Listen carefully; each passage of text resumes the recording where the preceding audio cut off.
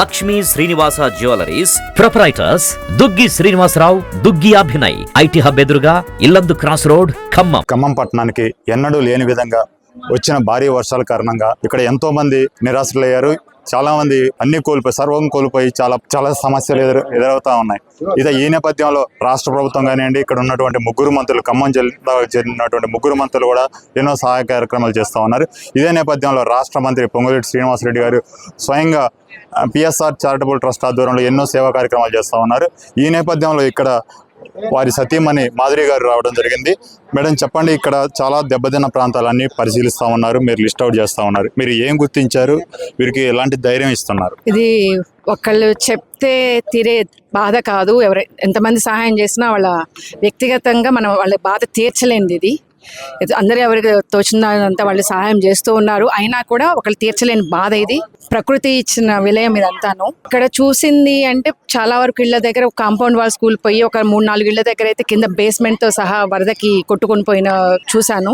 And వాళ్ళకి ఇంకా పైన స్లాబ్ ఉంది, కింద నుంచోడానికి కూడా ఏమి ఉండటానికి కూడా లేకుండా ఉన్న బిల్డింగ్లు కూడా చూసాము. ఇక్కడ చాలా బాధాకరంగా ఉంది. ఇంకా చాలా ఇళ్లలో బట్టలు ఆరబెట్టుకుంటాను. వాళ్ళు ఎలక్ట్రానిక్ గాడ్జెట్స్, ఫ్రిడ్జ్లు, వాషింగ్ మిషన్లు అవన్నీ కూడా బయటకి తీసి డ్రై చేసుకుంటా అంతా ఉన్నారు.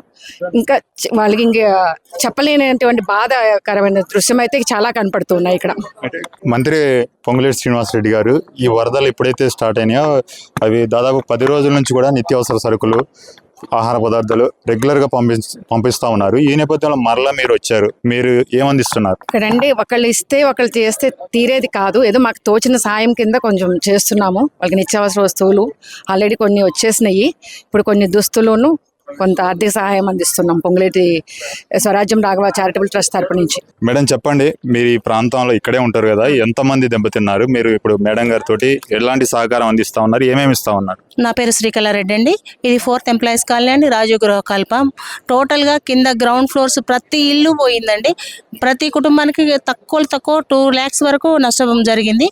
ఇంట్లో అన్ని వస్తువులు, దాదాపు అన్ని వస్తువులు ఖరాబ్ అయ్యాయి. మేము స్వచ్ఛంద సంస్థల ద్వారా ఇప్పించాము, మేము స్వయంగా కలెక్ట్ చేసి ఇచ్చాము. అలాగే ఇప్పుడు పిఎస్ఆర్ చారిటబుల్ ట్రస్ట్ ద్వారా బట్టలు, వాళ్ళకు ఆర్థిక సహాయాన్ని మంత్రి పొంగులేటి శ్రీనివాసరెడ్డి గారు, మిసెస్ మాధురి గారు ఇస్తున్నారు. స్వయంగా వచ్చి ప్రతి ఇల్లు చూసి ధన్యవాదాలండి అందరికీ. ప్రకృతి విలయ తాండవం చేసి పేద ప్రజల అందరికి కూడా అన్యాయం చేసింది. ఈ అన్యాయం అనేది ఎవరం ఎన్ని సహాయాలు చేసినా కానీ తీర్చేలా లేదు. మా మంత్రివర్యులు పొంగులేటి శ్రీనివాసరెడ్డి గారి సతీమణి మాధురి గారు వచ్చారు. ఒక ఆడమనుషులు పడే ఇబ్బంది ప్రత్యక్షంగా చూశారు. ఇళ్లలో ఎన్ని సామాన్లు ఉన్నాయో అన్ని ఫ్రిడ్జ్తో పాటు ఎలక్ట్రికల్ సామాన్లు మొత్తం కూడా ఖరాబ్ అయిపోయినాయి. పాపం వాళ్ళ బాధలు గాథలు ఏంటుంటే చాలా ఘోరంగా ఉంది.